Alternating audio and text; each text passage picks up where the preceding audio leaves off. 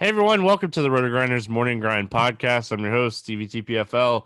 It is week 17. It is time to talk some football on the podcast. And as always, I'm joined by my bearded brother, Genifro7. Grant, how are you doing, my friend?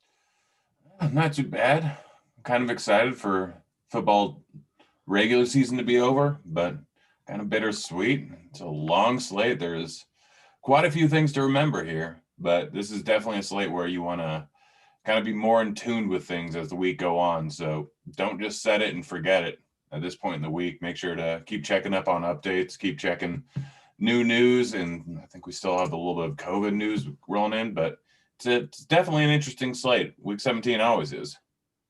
Week 17 is always fun. And I feel like this year, more than anything, there's like a lot more teams that are just kind of, there. So I do think that you nailed it on the head. We're going to talk about stuff here, but at the end of the day, you really need to wait to make your lineups until what, Sunday morning? I think that is the best advice I can give you. Because there's gonna be inactives too, on top of like all the games that matter. There's going to be some games that don't matter. There's going to be some chalk and stuff like that. So, man, it's crazy. A lot of teams out of it, a lot of teams in it, a lot of games that matter for week 17. So we get started here with Miami at Buffalo. It's a 44.5 total. Buffalo favored by 1.5. Miami's in if they win. Miami's in if Baltimore loses, Cleveland loses, or I think there's one more team, Tennessee, I think is what it was. Yeah, Miami is in if Baltimore, Cleveland, Indy lose. Any of those teams lose and Miami wins, they're in. Buffalo gets the number 2 seed if they win or Pittsburgh loses. So this game matters.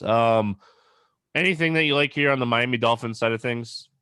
Not really. I mean, Gaskin's fine. Like you said, they're playing for something here, so Gaskin should end up getting a full workload. He obviously shows a bit of upside here. The interesting thing is Buffalo is playing for something, but how much are they actually playing for? How much can we actually trust all their starters playing? How much is their defense going to really be in the game? I'm kind of going with, from a defensive standpoint, that they're just going to play their starters the entire game. So we're going to get the same defense, which is right around middle of the pack. But Gaskin obviously has the most upside. He should end up with about 20 touches in this spot here. They're probably going to use him extensively. Looks like Tua's starting, so I'm kind of off of the passing game. I'm not going to argue with taking a shot on any of these guys. And it's just not on a 15-game slate. I don't see a ton of upside on any Dolphins pass catcher, outside of maybe, depending on if Parker ends up sitting, which I don't think is the most likely scenario, maybe Bowden or one of the cheap guys just based on price, or Gesicki, obviously, in the tight end slot. But don't see a ton of upside here with the passing game. I'm more focusing on the rushing game with Gaskin. Yeah, Gaskin and Gesicki, I think, are fine. Obviously, we'll have to wait and see if Devontae Parker is going to play, but I think Gesicki is the guy that I'm most interested in here. Came back from injury, played 75% of the snaps. I think he's going to be out there. And they started as like a shared backfield last week, but by the end of the week, like, it was Gaskin that played 75% of the snaps. He ran the routes, he got the carries, he got the targets. He's the guy that I want in this backfield.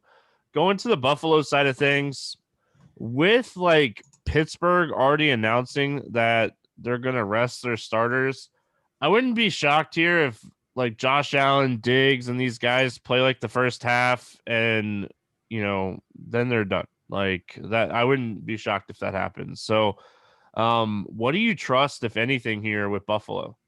I really don't trust anything. Um, it's just that simple. Buffalo, I don't know if their starters are going to get the full playing time. I don't mind a shot in tournament with Diggs and Allen, just because they always have that massive upside in any given game where they're playing the full game.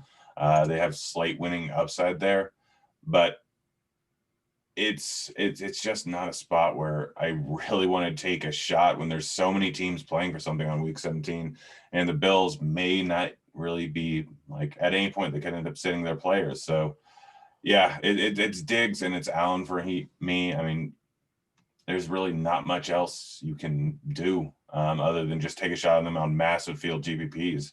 But more than likely, they're still going to draw some ownership because some people are going to see, oh, they can still get the number 2 seed. I'm going to play Allen. I'm going to play Diggs.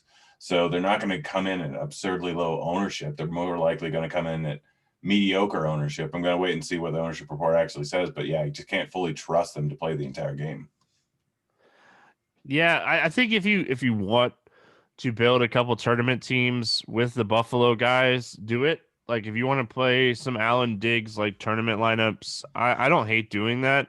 Like Gabriel Davis is somewhat interesting because like he could even play the whole game if John Brown doesn't play and with Beasley out. So like there's pieces here. Buffalo could come out and they're like, all right, well, we don't want Miami to make the playoffs. We're going to go out there and try to beat them. We're not going to leave it up to the Steelers, any of this stuff. So, like, you know, Buffalo could come out and be like, all right, well, we're going to take it in our own hands and we're going to play the whole game. And, you know, we're just going to stay hot. They're having one of the hottest Decembers of any team. So maybe they play their guys the whole game. So, they're one of the most interesting situations on this slate, I think. Minnesota at Detroit, 54 total. Minnesota favored by 6.5. A game that really doesn't matter. We'll start with the Vikings here.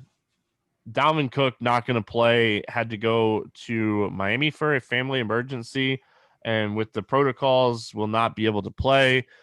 What are we doing with Minnesota in this spot up against Detroit's terrible defense? Their defense is so bad that like I hate this is going to be one of the chalkiest spots on the week, I assume. So it all depends on if Madison ends up playing. He's currently listed as questionable. I don't think we've got news about whether he will or will not play. So again, this is the biggest spot where you need to watch out for what happens. But 4K Mike Boone, I just might lock in if Madison doesn't end up playing. It's the worst defense in the league, probably in Detroit. So they're just going to run the ball with whoever's in the backfield in all likelihood. Not really playing for too much, but if they're not like playing Cook, then there's no reason why they wouldn't just run the ball over and over again. So 30 implied total with a cheap running back. I don't mind taking a shot on Jefferson or Thielen. Like realistically, they're not the worst plays in the world. They do offer some upside, even in a game that doesn't actually matter. Like it's still like huge fantasy upside when you consider the matchup. So Boone's the first place I'd look if Madison ends up missing. If Madison ends up playing, obviously he's very much in play. He should get the lion's share of the workload. So it's a running back game that I'm predominantly interested in, but I don't mind shots on Jefferson or Thielen. Yeah, obviously we're waiting to see if Madison plays. If he doesn't, man, Mike Boone. Abdullah might take a little bit, but I still think it would be Mike Boone getting a good amount of the work here. And then, you know, Jefferson, Thielen, Cousins, all in play. This is a team that allows the most fantasy points to quarterbacks and second most to wide receivers all year. They're 32nd in DVOA against the pass. Cousins could come out here and just light it up. So I definitely want some Cousins stacks with Jefferson and Thielen. And like Kyle Rudolph's out too, so like this could be an Irv Smith spot too. So a lot of potential places to go here on this Minnesota team, with one of the highest implied team totals on the slate in a game that doesn't really matter. So, is there anything here on the Detroit side that you trust? Want to run it back with Chase Daniel at quarterback likely? I mean, I don't hate Swift. I don't love him. He's just an all right play. Grades out decently against a Minnesota weak run defense, but in the passing game, I don't trust Chase Daniel. So I don't know if Swift will be near the end zone, which he kind of needs a touchdown in order to get you GPP winning upside. I don't know how often it'll be. They still have a 24 implied team total, which is kind of surprising to me. So it's Swift predominantly. You can take a GPP shot on Marvin Jones. Even with Chase Daniel, there's a chance that he ends up getting a ton of targets. Last week was a weird matchup going up against a very good Tampa Bay defense, and they didn't really game script for Chase Daniels because Stafford obviously got injured early on. So these are all strictly GPP plays. Marvin Jones offers a bit of upside at the price tag. Swift offers a bit of upside at that price tag, but they don't stand out as great plays on the slate. Yeah, like I think one of the most interesting tournament plays on Detroit is like Sanu. Like he's quietly playing, 60% of snaps running routes and stuff like that. So he's really interesting at 3K. There's going to be a lot of like 3K wide receivers that we look at this week in general because of everything. So, um, yeah, I think that you could definitely look at Amendola, Sanu, Swift if you're running Minnesota stacks and just want to be different. Jets and Patriots, 40 total. New England favored by 3. This game obviously doesn't matter. It might matter for Cam Newton's future. Is there anything here on the Jets that you like? I don't hate Crowder. Obviously, he's shown some upside and different matchups. Had 30 points last week, and a lot of that was from a passing touchdown. But he will be utilized in this offense still. The Jets really aren't playing for anything other than to give themselves a worse draft pick, which seems to be their goal every single week now for some reason. But I just the only guy I really see is Crowder offering some upside. The backfield, I mean, it's going to be Ty Johnson, it's going to be Adams. I don't really want to trust a Jets backfield where they're not going to have the ball a ton during the game. I still expect the Patriots to try and win, and they're going to be running the ball a ton against this Jets defense, which they may not succeed at, but they have one of the biggest times of possession and force the least time of possession against opposing teams. So I can't really trust either of these running backs, especially on a slate that has this much value on it. So really, it's just Crowder for me. He's the guy that I see with the most upside. Mims you can go with if you really want, but again, we've talked about it. There are going to be a lot of 3K wide receivers that you can go with. So Crowder is the only guy I really see offering a ton of upside in this spot, and he's the only one that I would really consider for GPPs. Yeah, I don't mind Crowder. I don't hate Ty Johnson here. Like New England is 32nd in DVOA against the run. I think that with Gore and Piron out, I think Ty Johnson's worth a look at 4,300. But again, like you said, we're going to have so much value on this slate. This game has a 40 total, the lowest total on the slate. So it's just hard to love anything from either side of this game. Like even if you look at like the New England side, like yeah, we like to target the Jets, but like this offense has been awful. I don't know, man. Like if I'm targeting anybody from New England, it's probably like Myers or Bird, and I don't feel great about it.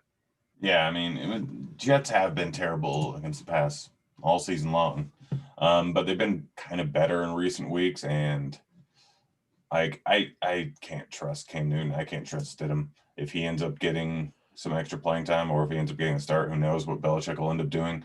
But yeah, there's just no real reason to play any of these guys here. I don't see a ton of upside. Yes, they could have a fantasy outburst for no apparent reason. We've seen it once or twice this season. Myers has shown a little bit of upside even without getting a touchdown this season. But I don't want to play anyone over on the Patriots. A 21.5 implied team total, an inept quarterback, likes to run the ball, has multiple guys in the backfield, just not worth it to me at all in any spot here. I'm just full on fading the Patriots in all likelihood.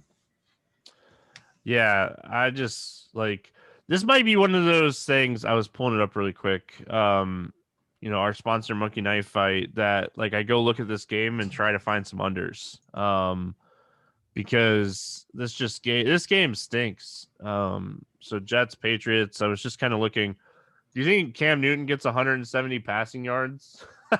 Like it's just funny that that's even there, but he's gone under 170 in 4 of the last 5 games. Gosh, he is so bad.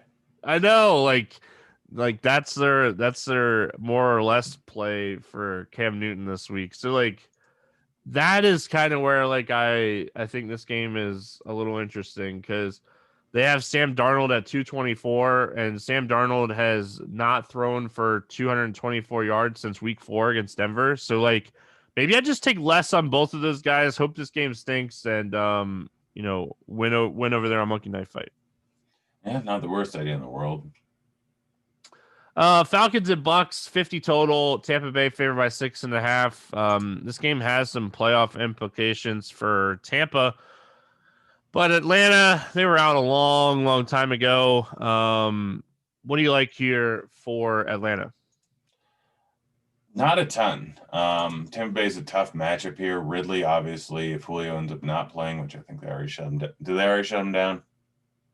I highly doubt Julio plays.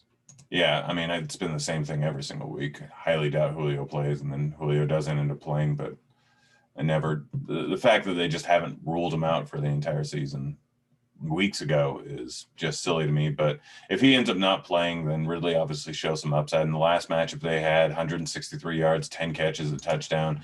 Every week that Julio's been off the team or not playing, they've had a decent outing with Ridley and a lot of times with Gage. So I'm not playing Matt Ryan. Tampa Bay still a tough defense, although they have been worse versus the pass in recent weeks. But Ridley is the only guy that's offering you any upside. And Gage, if you really need a guy, but he's in the 5K range that I've already said has a decent amount of value plays. So it's Ridley for me, and that's pretty much it. I'm not even that high on him.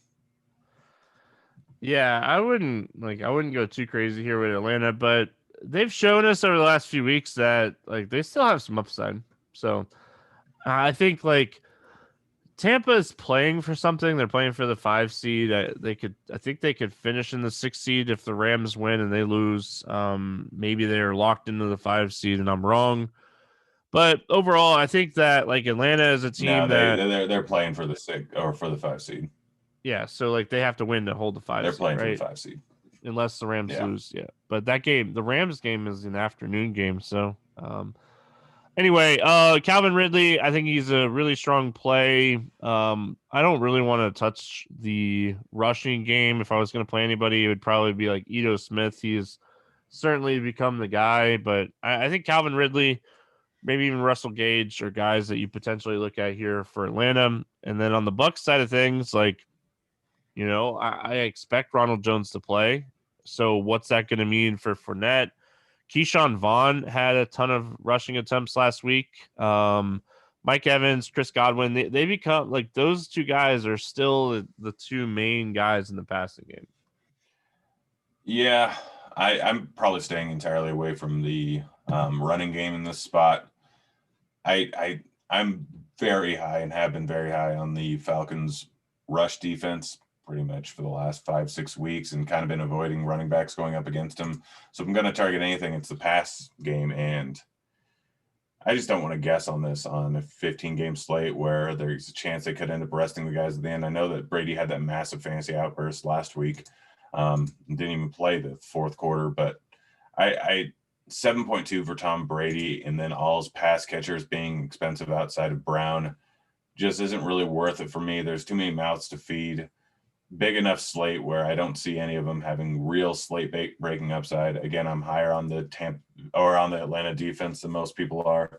I think Atlanta keeps us close. I think that they're going to try and spoil Brady's attempt to play one of the worst division winners of all time. So I'm kind of just out on any of this Tampa Bay offense. I hear you, buddy. I'm not with you on this one. I like Evans and I like Godwin. I think Arians gonna keep his foot on the gas pedal and just ride it to the sun here. Baltimore at Cincy, 44.5 total. Baltimore favored by 12.5. Baltimore wins, then they're in. It's as simple as that. We don't know what seed they would technically get if they win, but if they win, they're in. If they lose, they have to, this has to happen and this has to happen, but they should win this game. Lamar Jackson is already like setting up to be one of the most popular quarterbacks on this slate. We have a ton of value. It's not hard to get a top end quarterback on this slate. What are your thoughts when it comes to Lamar Jackson in Baltimore? I mean, if he's going to be too chalky, I'll probably end up staying away from him a bit, but he grades out as a good play. Like you said, Baltimore has to win in order to get in. They have a 28.75 implied team total. Lamar has been a lot better in recent weeks than he has been earlier on the season. Has 35, 40-point upside in any given matchup with his rushing upside. He's been rushing the ball a lot. Cincinnati's rush defense is not good. Their pass defense is not good.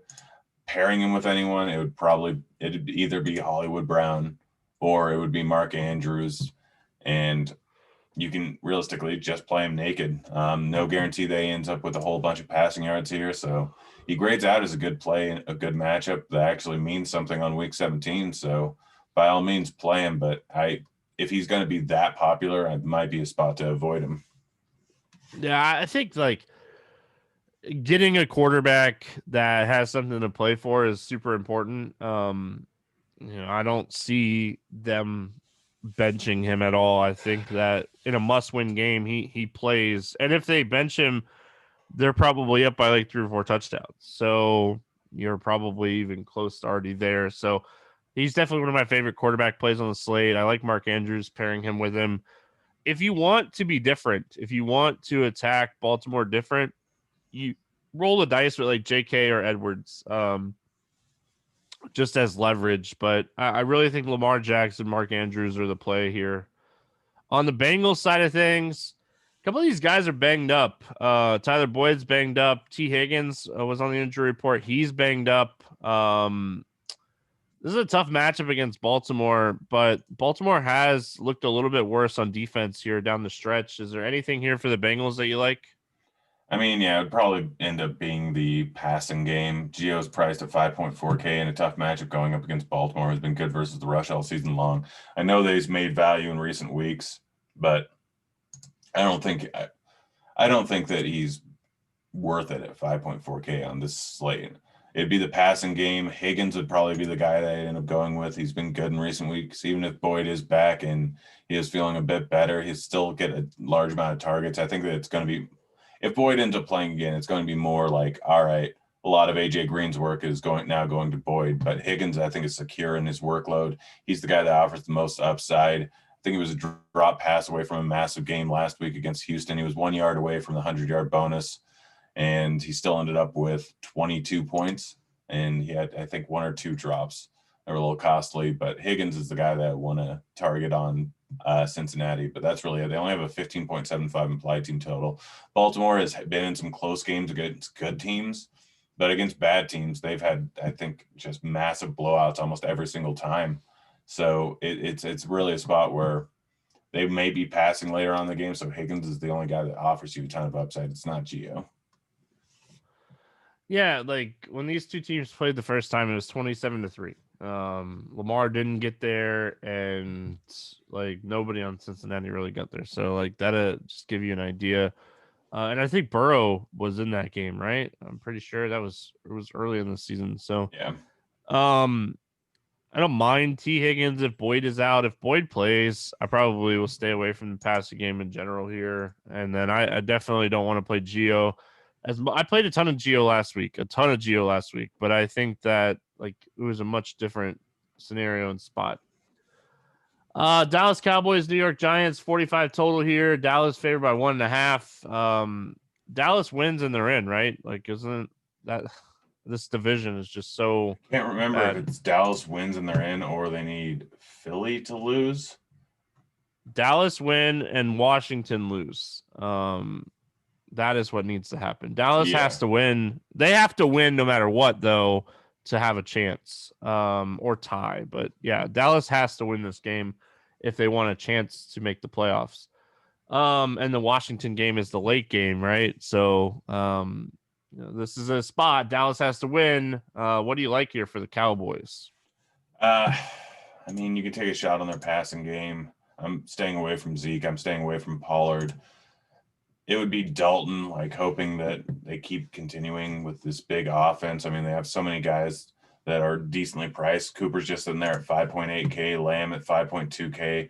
Gallup is probably the guy I have the least amount of interest in. And 5K, he's been so cheap for a while, and he's finally gotten that price increase to where he should be. Not high on the Dallas offense. I'm not high on either side of this game here. But if you want to take a shot in GPPs, the Dallas passing game, we've seen huge upside from it last week. We've seen huge upside from it multiple times this season. So that's pretty much it. Like I don't have a ton of interest in this game, but I will take one or two shots on the Dallas passing game in GPPs. Yeah, like honestly, it's trying to figure out which one you want, right? Like at this point, like when it comes to the Dallas passing game, I don't want to play Zeke. I don't think it's a bad spot for Zeke, but I feel like he's washed. I don't know, man. I think Gallup, Cooper, Lamb, just pick one of these three guys and take some shots. But I think it's going to be a little bit tougher game than most people think. The Giants defense is really not that bad. And they obviously want to beat the Cowboys here. This is division rivals, man. Like they don't want them to make the playoffs. So it'll be a really interesting game. Is there anything on the Giants side that you like here? No. I mean, no. Yeah, I think you could take shots on Slayton and Shepard if Tate doesn't play. Yeah, I mean, it's not the worst idea in the world, but Dallas's defense has been a little bit improved. It's just a massive slate. I don't see huge upside. It's been a while since Slayton's actually really done too much. Like, but Shepard's banged up too, though. So, like, Shepard's dealing with a rib injury. So, like, Shepard and Tate could both potentially be out in Slayton's 4,100. Yeah, in that scenario, like, he is cheap enough that it's not the worst Evan idea. Ingram. Yeah. I mean, Dallas has been good versus the tight end. Like, they've been. I know. Yeah, it's just.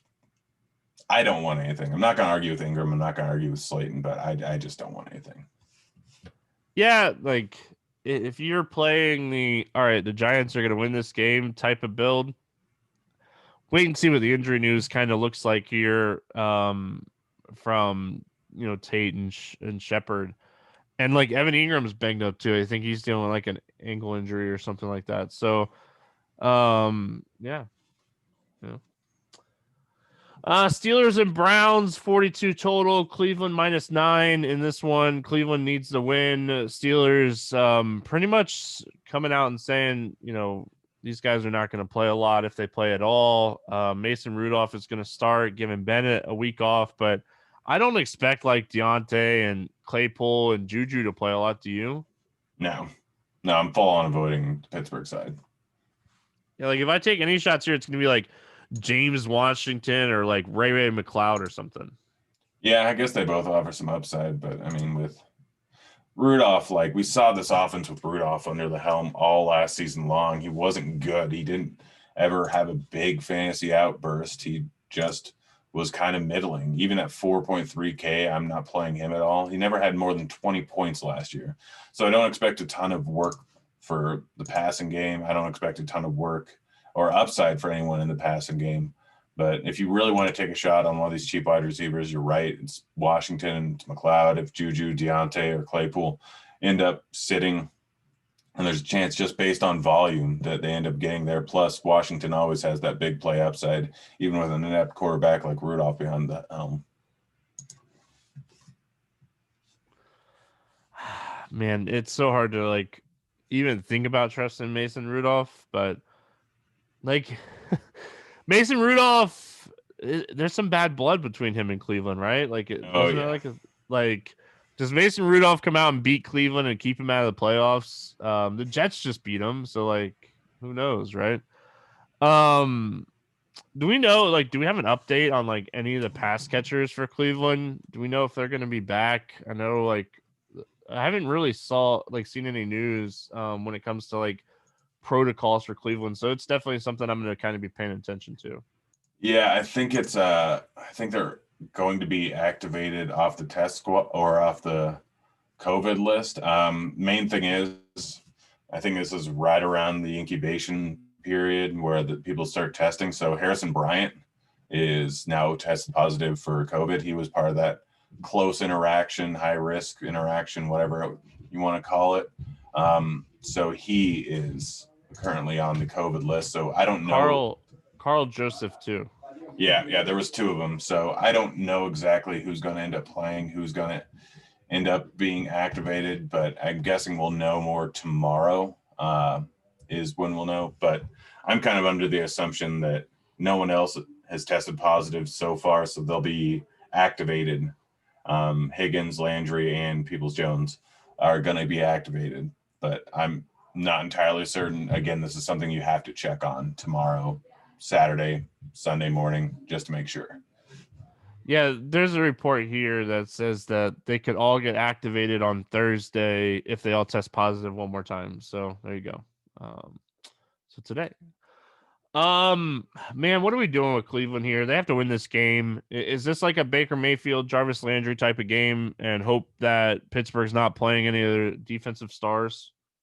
Yeah, I'd say this is definitely a Jarvis Landry, Nick Chubb, Baker game. Like they're going to put their foot on the throttle. I can't imagine the Steelers putting in their A offense here. So I think that they're going to just trying to run up the score this entire game. They're probably facing a mediocre defense.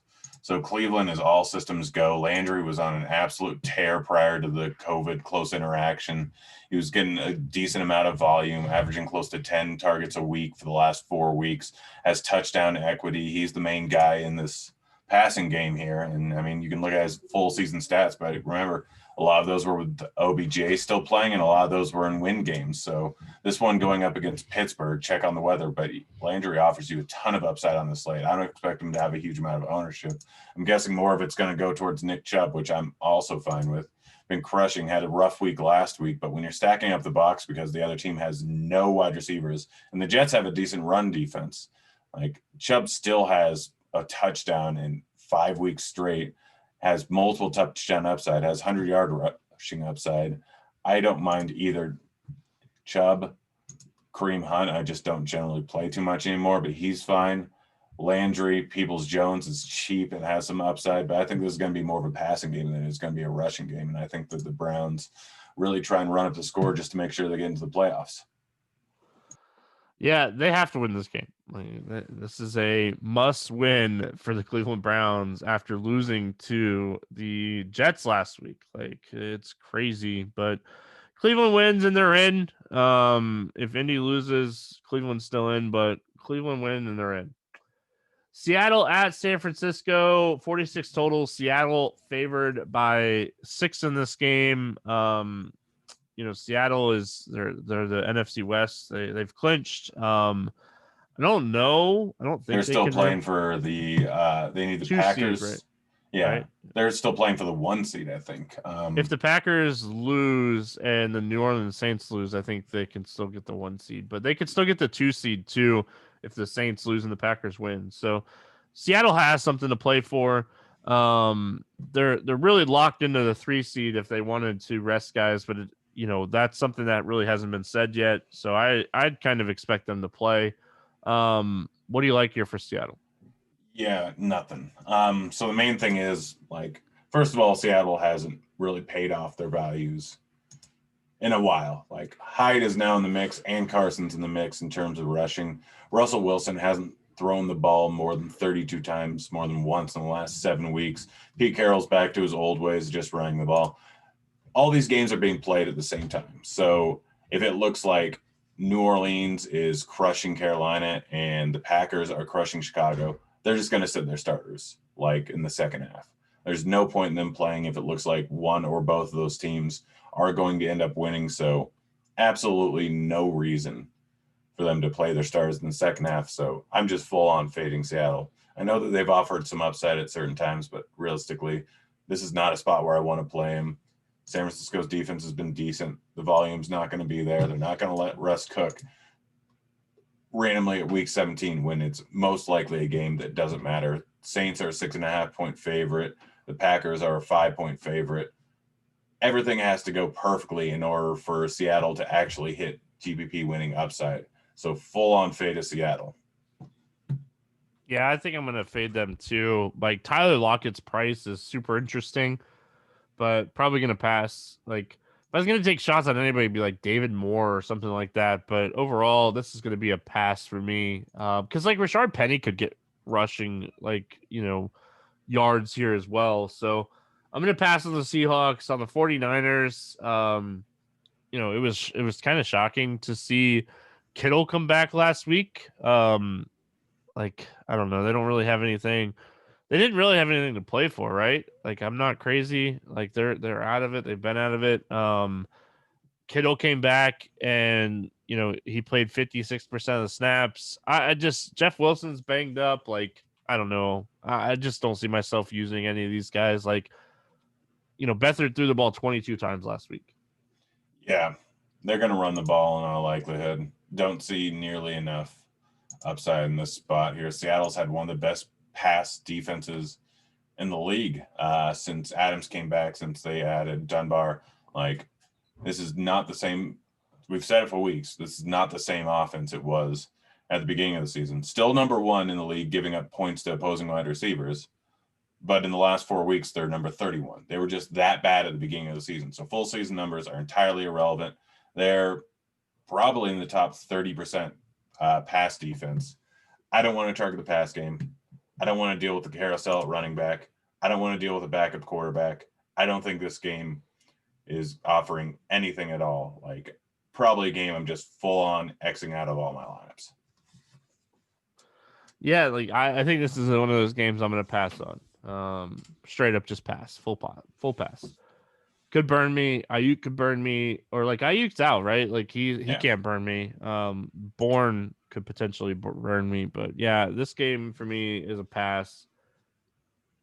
Chargers and Chiefs, 44 total. Chargers favored by 3.5. I don't expect Keenan Allen to play. I'd be shocked if he plays. Herbert still technically trying to play for Rookie of the Year, right? Like, so there's a good chance he plays this whole game against Kansas City Chiefs backups. Is like Justin Herbert a sneaky tournament play here? Yeah, I don't mind that at all. It's especially easy to pair with people. Herbert obviously has had a ton of upside this entire season long. The Chiefs are sitting everyone. It's a chance for Anthony Lynn to end on a high note, still probably get fired because, well, he should be. But yeah, Herbert offers a little bit of upside here, and I don't mind pairing him with, if Keenan Allen doesn't end up playing, then Mike Williams becomes a fantastic play. It's going to be against a mediocre secondary because Chiefs are resting everyone, I would assume. So it's going to be mediocre secondary. Mike Williams had 10 targets last week, didn't make a ton of them, but he dropped a pass in the end zone, I think twice, where he could have ended up having a touchdown. That would have drastically changed his overall fantasy outcome. The guy has massive upside in any given matchup. We've already seen a 27-point outing from him against the Saints. We've seen massive outings from him in the past. He played, I think, 85% of the snaps last week. If Keenan Allen doesn't end up playing, he's going to get huge volume against a mediocre secondary. He's my favorite play. Outside of that, Tyron Johnson, going to get volume. Guyton, going to get volume. But Mike Williams is by far my favorite, and I really, really like him in tournaments. Yeah, obviously we'll have to see if Hunter Henry comes back from the COVID list. If they do even end up playing him. Like, Steven Anderson had 6 targets last week on 15 routes. I don't want to overreact to that. Parham played 85% of the snaps, only had 3 targets, but I think Mike Williams is the guy that you pair Herbert with here.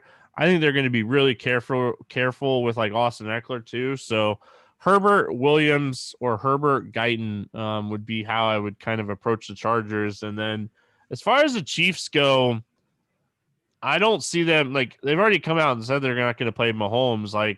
There's no reason for them to play Kelsey or Hill or Sammy Watkins or Le'Veon Bell here. This could be Darwin Thompson, McCole Hardman, Pringle type of offense with Chad Henne at quarterback. Yeah, which honestly isn't the worst thing in the world for fantasy. We look at the price tags of everyone. The Chargers don't have a great defense. Chad Henne is sitting there at 5.1K. Williams is sitting there at 4.8K.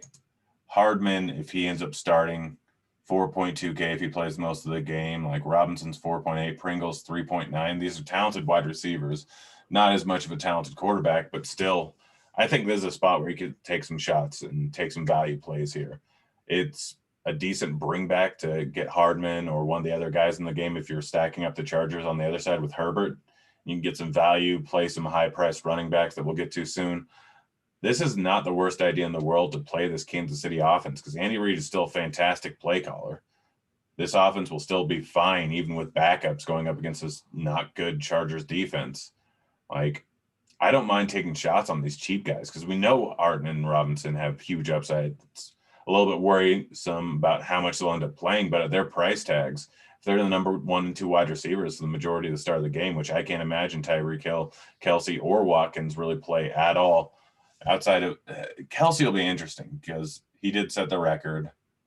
Like, I wouldn't be surprised if they played him a little bit. We'll have to wait and hear what news, like, and inactives we get. So I think that you can take shots on these cheap wide receivers and Hardman and Robinson based on what news we end up getting in the next few days. I would be shocked if Kelsey is not inactive. I will be shocked if Tyreek Hill is not inactive. This is Andy Reid. Like, you know, Patrick Mahomes resting. Like, he's not going to play these guys. Like, he ain't stupid. Like, he knows that he's the Super Bowl favorite. Why go get these guys hurt in a Week 17 game that means nothing? So, I think we can look at guys like Darwin Thompson and, you know, Pringle and Hardman. Hardman is probably my favorite of the group. But we got to remember, it's Chad Henne at quarterback. It's, you know, still Chad Henne. Las Vegas Raiders, Denver Broncos, 51 total in this one. Both of these teams are out of it. They have nothing to play for. Vegas is 7-8, and Denver's 5-10. So I don't know what to do with this game, Grant. It has a 51 total. Vegas likes this game. Maybe I should like it more. Like, what are your thoughts when it comes to this game? Yeah, I mean, it's got a massive total. Like, both teams have over a 24 implied team total. Tim Patrick is sitting there at 4K. Judy is sitting at 4.2K. Hamilton is 3K. Fant is always a part of this offense and sitting there at 4.4K. Are we starting with the Raiders or Denver? I'm just going to go Denver.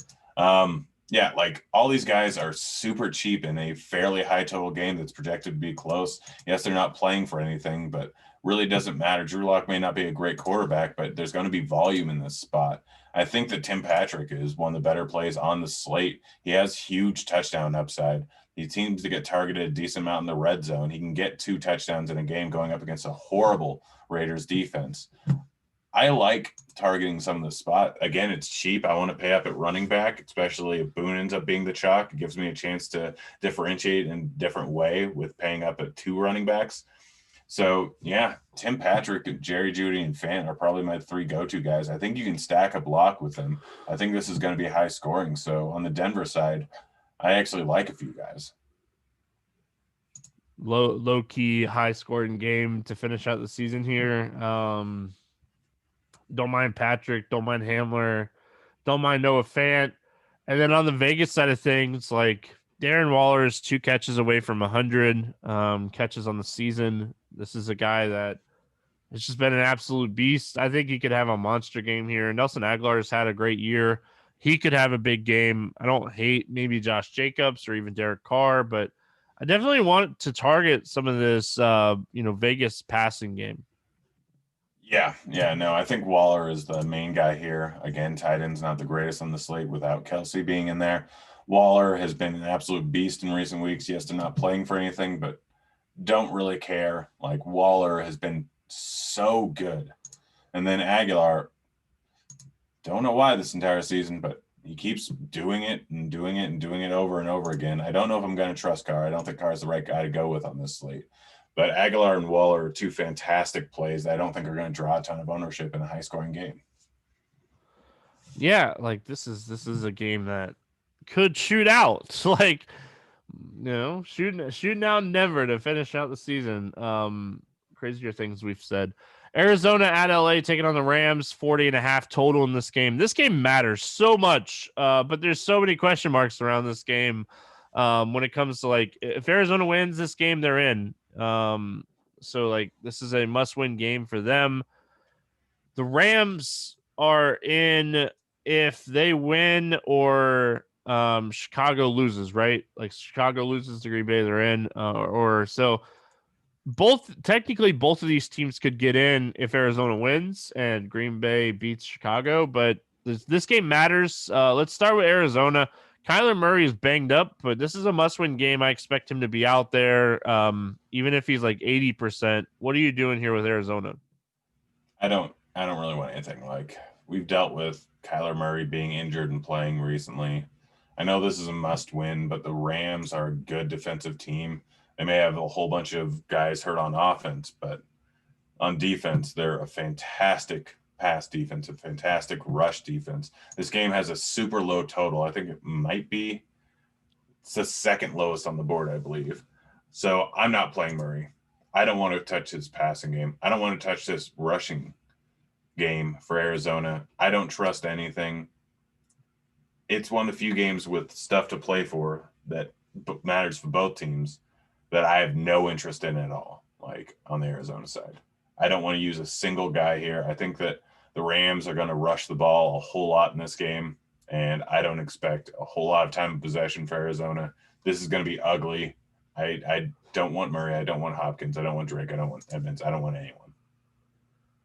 Yeah, Christian Kirk. Let's do it. Jalen Ramsey's likely going to shadow DeAndre Hopkins, which is going to give Hopkins a lot of one-on-one coverage. Could potentially beat him in one-to-one coverage if he's struggling. Maybe Christian Kirk or Larry Fitzgerald, sees an uptick, but this game stinks. For a game that matters so much, this game stinks. And on the Rams side of things, we know Jared Goff is out. We know all the running backs are out for the Rams outside of like Malcolm Brown. Cooper Kupp on the COVID list. Like, first of all, do we trust John Wolford at all to do anything in this game? Anything in this game? Like, this is a dude that was drafted. Like, I don't know, man. I know like there's been a lot of reports about like, oh, this guy is super confident and blah blah blah blah blah, but I don't know, man. I mean, the main thing is, how good is Jared Goff? Not very. Like, I'm not playing Wolford. I'm strictly targeting Robert Woods if I do anyone in the passing game, just because I think the volume is going to be there. I think there's going to be a lot of short to intermediate passes for Robert Woods throughout the course of the entire game. Josh Reynolds is staying at 3.2K. Without Kupp in there, he is the wide receiver too. And McVay is a smart. I'm betting more on McVay than I am on Wolford. Like, I don't care who the quarterback is under center. I think that just based on doing short to intermediate passes all game long, the volume for Reynolds, for the tight ends, for Woods could be big in any of these spots. I'm taking most of these guys as one-offs, just banking on catches. This is strictly DraftKings. On FanDuel, I'm probably not touching any of the wide receivers. But on DraftKings with full point PPR, some of these guys do offer upside. And then Malcolm Brown sitting there at 4.3K. They're going to use him almost entirely. Like, I know McVay likes to just absolutely troll everyone all the time when it comes to running backs this entire season. But Malcolm Brown is going to get the lion's share of the workload. They're going to rush the ball a decent amount. They want to keep the ball on the ground and take things away from everything. And they're just a rushing team. So Malcolm Brown, and then, or if I don't use him, because I'm guessing he's going to be fairly chalky, in lines where I don't use him, either Robert Woods or Josh Reynolds, just based on PPR upside, if they do decide to pass the ball a lot and do short to intermediate passes. Yeah, Reynolds is so cheap. Woods is going to see so much volume too. Malcolm Brown is dealing with a little bit of a shoulder injury too, so I don't know. The Rams are definitely not at full strength in the game. They really need to win. So, yeah, we'll wait and see. They're really like, let's be honest, the Rams are really just hoping Green Bay goes out and locks in the number 1 seed and beats Chicago. That's exactly what the Rams are hoping for, because the Rams get in here with the Chicago loss. So, yeah, let's move on. This game, Jacksonville at the Colts, 49.5 total here. Colts favored by 14 in this game. Indy, if they win, they still need stuff to happen, right? Yeah. So they have to win this game, and they have to have something like Baltimore, Cleveland, or Miami have to lose for Indy to get in, even if they win. But listen, I think the Dolphins, as a Dolphins fan, I think they're in like the worst scenario here, facing a team that has something to play for, and like the Colts get the Jags. Like, yeah, it's crazy. Anything here for Jacksonville? Nothing. Like, No. no. I mean, you can take a shot on any number of the wide receivers hoping for it, but Indy's not really the best matchup for opposing wide receivers. They spread the ball around way too much, regardless of who's starting at quarterback. All of them are fine in a nutshell, but on this slate overall, don't really make the cut considering their price tags and the cheap price tags of every other wide receiver on this slate. I don't trust the running game. Yes, they are cheap, but we have multiple other cheap running backs. This slate as a whole, this is a terrible spot for value with all these guys.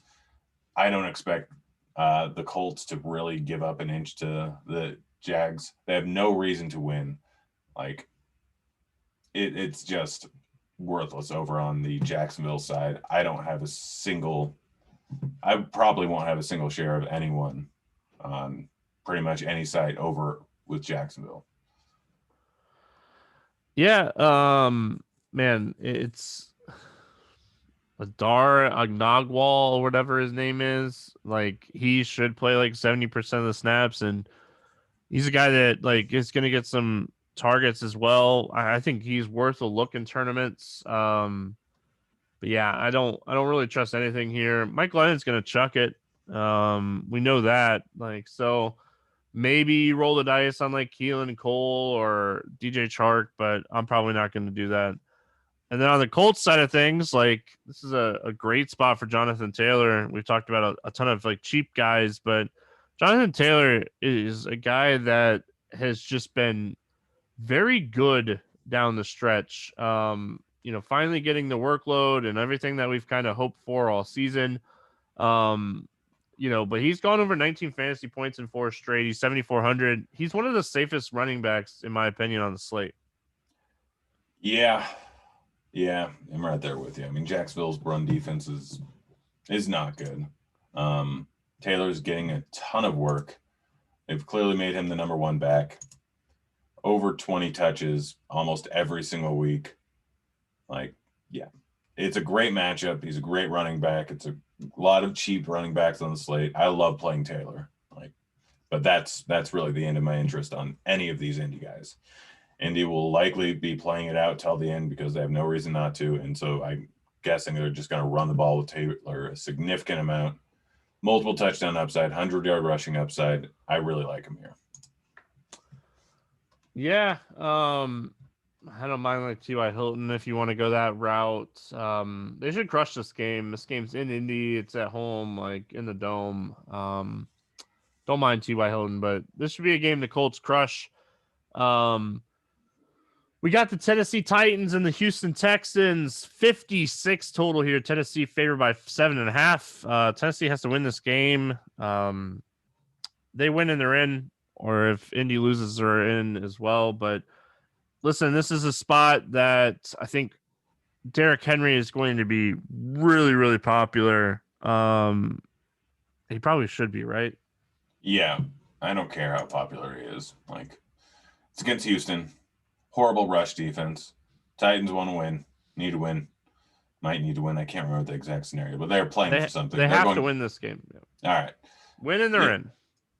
Win and they're in, but I was wondering, if they lose it all, is there a shot? Yes, if the Colts lose. Yeah, so it's not quite win and they're in, but they're going to do everything to win. They're going to run Henry 30 times against a horrible run defense, a defense that gave up 40 points to him, 5 weeks ago? Henry destroys the Texans. Henry destroys everyone this time of year. Henry is going to run a ton. I want Derrick Henry. If you want a leverage spot, you can go with A.J. Brown, or you can go with Corey Davis. But I'm just hammering Henry in this spot. It's a 31. The highest team total on the slate is Tennessee. Play Derrick Henry. Yeah, I'm right there with you. I love Derrick Henry here. Like, he's a guy that could go for 30 plus. He could be the highest scoring player on the entire slate, not just running back. So if you want to be different, I love the Tannehill, Brown, Davis type of stack. If you don't think Henry is going to score touchdowns, I think. Listen, the Houston defense is just bad in general. So it doesn't matter who it is. I think that you have to like this spot in general for the Tennessee Titans. Anything on the Houston side that you like here?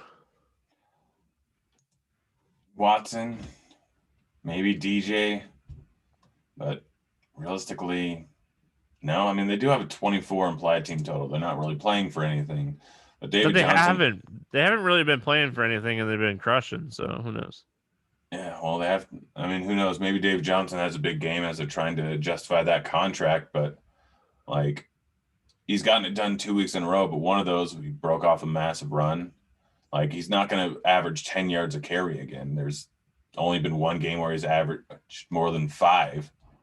So, like, I just don't see.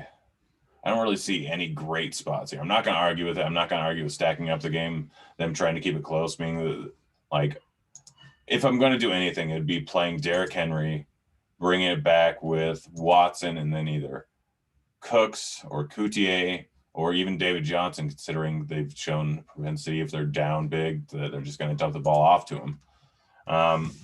So, like, it's mostly just a bring back spot. Yeah, like David Johnson, Cooks, probably my two favorite Houston pieces. I don't mind Cote. Green Bay Packers, Chicago Bears, 51.5 total here. Green Bay favored by 5.5. Aaron Rodgers, Devontae Adams, like, okay, sign me up. I'm a little concerned about like Aaron Jones. They were very careful with him last week when he got banged up, and like AJ Dillon had 21 carries. So we'll have to kind of wait and see what we're looking at there. Jamal Williams is banged up too, so like maybe this is where the Packers are like, all right, well, AJ Dillon's going to be like our lead back, and we're going to win without our two guys. Yeah, I could see that happening. Obviously, they are playing for the number 1 overall seed, so they do have something to play for. Chicago's going to be playing for the playoffs, which they don't necessarily have to win, but more than likely they have to win. So, yeah, like Adams and Rodgers. It's a tough matchup going up against the Bears, but it really doesn't matter. They're just absolutely going scorched earth between these two. They're having 2 of the best seasons of all time. It's just I know where the offense is going to go. I'm going to avoid the rushing game unless we get news that Aaron Jones and Jamal Williams are out. Then AJ Dillon provides a decent amount of value at 4.9K. But predominantly, I'm going with the Aaron Rodgers to Devontae Adams, and that's all I really want for the Packers. Run it back with Allen Robinson, call it a day. Pretty much. I think David Montgomery is worth a look too. Maybe Mooney's worth a look in this game. This game matters a lot for Chicago as well. So Mitchell Trubisky at 5.6K. If you want to like get some leverage on the field here and go like Trubisky, Robinson, Adams, I think that is something you could potentially do. But Rodgers is pretty much locked into the MVP now with Mahomes not playing this week. So this game should be really, really strong. This should be a really good football game. Yeah, no, I'm looking forward to watching it. Over on the Chicago side, it's Robinson, it's Montgomery, it's Trubisky. It's those 3 guys. Like the Green Bay defense has been good in recent weeks, has been decent against the pass for pretty much the entire season.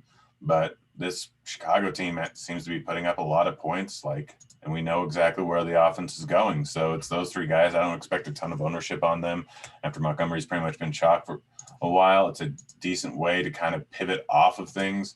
Like there's a lot of ways this game can go. It's a divisional matchup. It has a lot of meaning. Any given time, they could end up with a game where Chicago's actually leading. So Montgomery, Robinson, and Trubisky, and that's pretty much it for me.